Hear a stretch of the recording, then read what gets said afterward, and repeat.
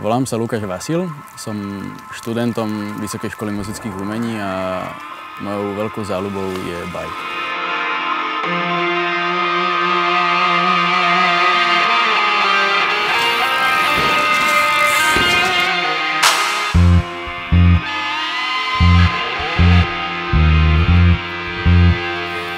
S kamošmi sme sa bavili o strojčekoch a priznal som sa im, že ja tiež nosím a hneď sa opýtali, že kde.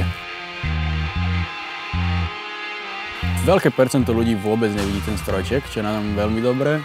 A pár ľudí, ktorí si všimlo, že nosím niečo na zuboch, sa pýtali, že čo to je a boli naozaj prekvapení, keď som im odpovedal, že to je strojček.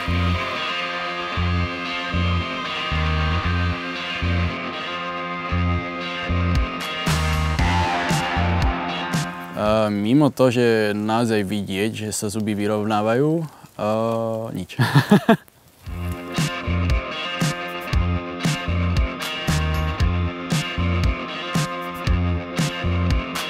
Má to veľa výhod, mimo toho, že nevidím, teda že samostatný strojček nie je vidno. Slepý nie si. Slepý nie som, vidím, v poriadku.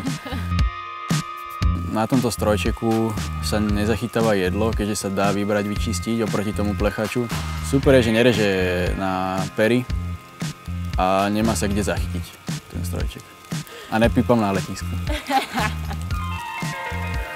So strojčekom môžem prakticky všetko, lebo dá sa s ním robiť všetko, keďže je to vyberateľný strojček.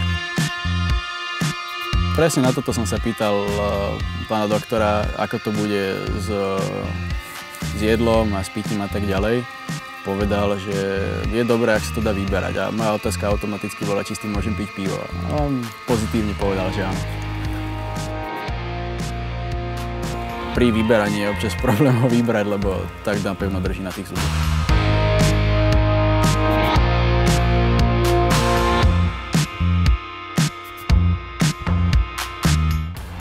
Budem sa smiať na ľudí.